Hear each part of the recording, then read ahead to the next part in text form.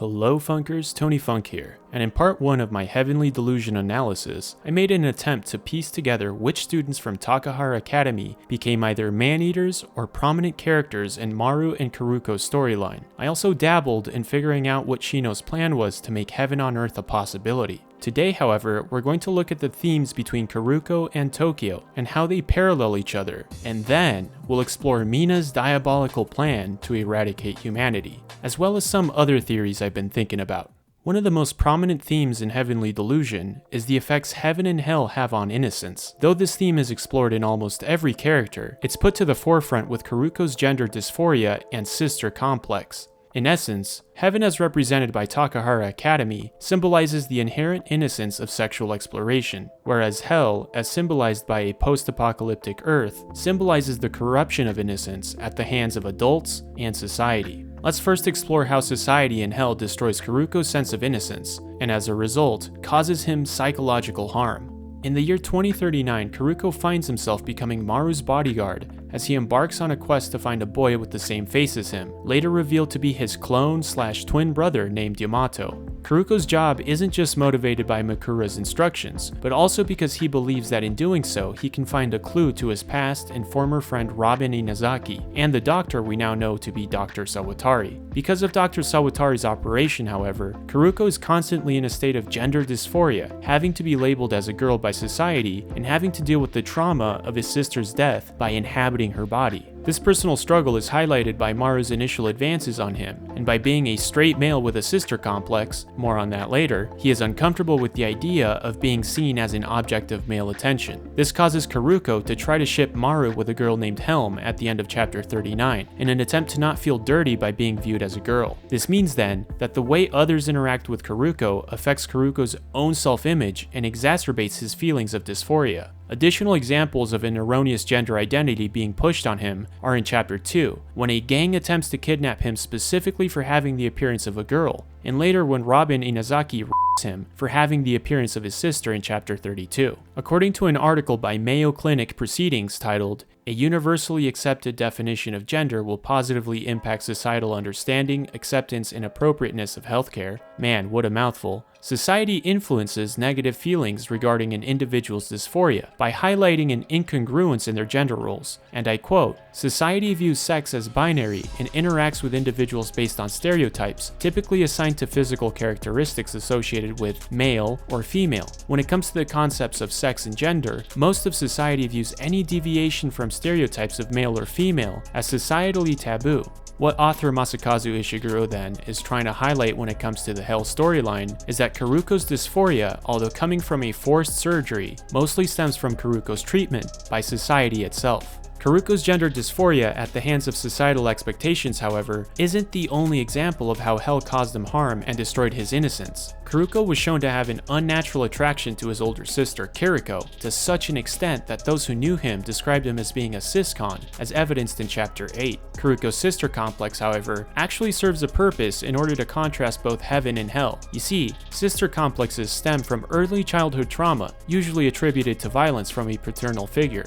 According to an article titled "Incest Between Brother and Sister, or the Absence of Symbolization of Violence from One Generation to the Next," from the Research and Psychoanalysis Journal, and I quote, "In families where brother-sister incest emerges, the father is not inscribed into a symbolic function, but instead operates below the symbolic law where psychological all-powerfulness is expressed through violence that is often put into practice." In psychoanalysis speak then, the symbolic function is a concept coined by psychoanalyst Jacques Lacan, which refers to a human's interpretation of tangible objects. In the case of brother-sister incest, the father figure did not take up the role of symbolizing order or a concept of right and wrong during childhood, but rather acted as a violent tyrant in order to affect his children's behavior. Though Haruki and Kiriko did not have a father, they did have Robin as a father figure. As evidenced in Chapter 8, though seemingly kind to Haruki and Kiriko, Robin displayed physical violence in front of Haruki and encouraged him to police the electric kart races, despite him being a young child. Whether or not Robin was ever physically violent to Haruki does not matter. matter, as the implications of their society at the time were that it was a violently enforced community, and having Robin at the helm of the community implied to Haruki that his behavior would be enforced by violence. It's also important to point out that Robin was never an ethical father figure, as he later forces himself on Kiruko, implying that it wouldn't have been beneath him to act violently towards Haruki and Kiruko. But if Kiruko's gender dysphoria and sister complex are being used as symptoms to demonstrate how hell damages children's innocence, what's the other side of the coin?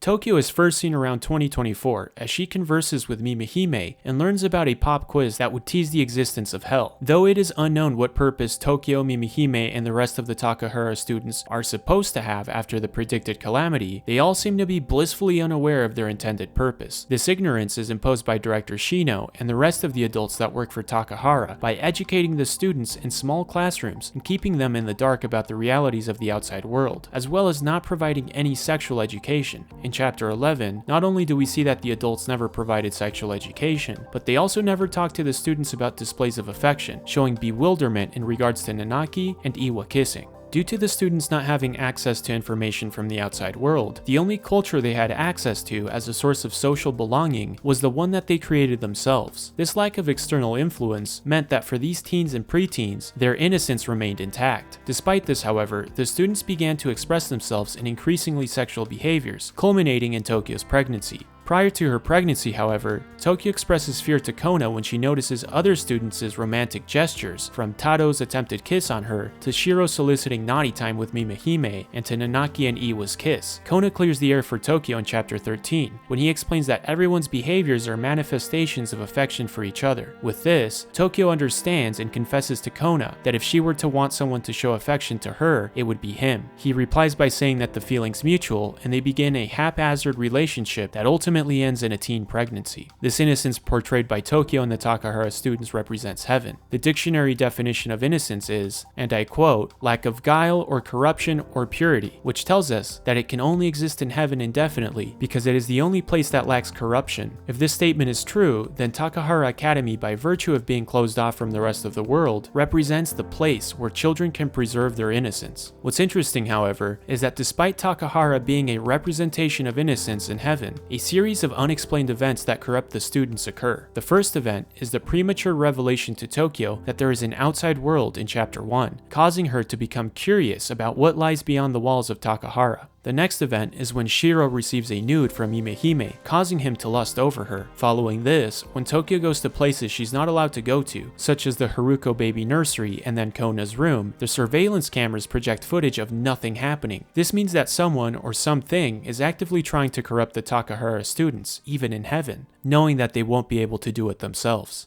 This leads me to believe that Mina is doctoring the footage and trying to get the Takahara students to become sexually active. So while Director Shino attempted to create heaven on earth, Mina was secretly working to create hell on earth. But why? In order to explain this, we must first talk about Planet Nibiru. Outside of the manga existed a pseudo-scientific hoax where a woman named Nancy Leader claimed that she could speak to aliens from the Zeta Reticuli star system called Zetans. Why these aliens would be named after a human name to describe their star system is beyond me, but according to her, I mean the aliens, the comet known as Hale-Bopp was a government hoax used to subdue the masses in anticipation of a near collision with a celestial body named Planet X. This near collision was supposed to cause the Earth's magnetic field to go haywire and cause Earth's crust to be displaced. This Planet X was then called Nibiru after an ancient astronaut theorist believed Nancy and conjectured that Planet X was the same planet that he made up in a published work about poorly translated ancient Mesopotamian writings. According to his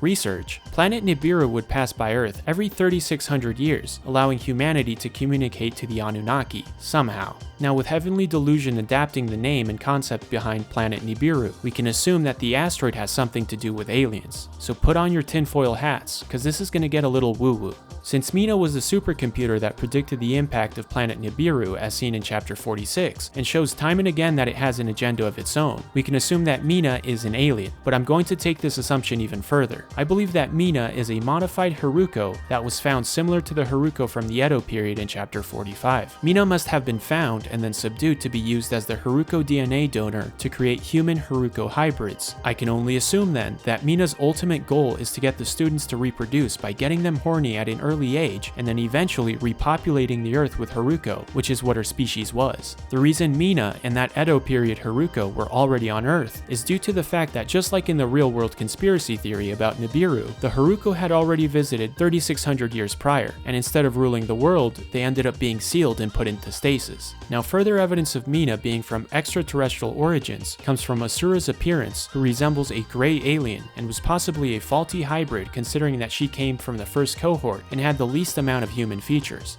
Another curiosity is that Director Shino awaits Pickup Day, which is a curious name for an event following an asteroid impact. What this may or may not mean then is that Shino created a ruse regarding the creation of heaven on Earth in order to get the lesser employees to not question her intentions. Her plan may or may not have been an attempt to contact aliens and get them to take all the students, with their brains switched out by the higher-ups in the organization of course, as well as Mina to their realm. Now I'm only sharing these hypotheses because they seem to be connected to the theme of sexual corruption, as seen in both the Heaven storyline and the Hell storyline, which to me lends them more credence. As far as what the purpose of the virus is, I could take a stab, but I'd rather wait a few chapters as I think it's impossible to figure out the story with the limited information we have. So anyway, Funkers, is Mina destroying all the students' innocence by encouraging them to reproduce? Is Mina an alien? And is Pickup Day a way to leave planet Earth as an immortal being? I guess only time will tell, but for now, take care, and as always, I shall see yas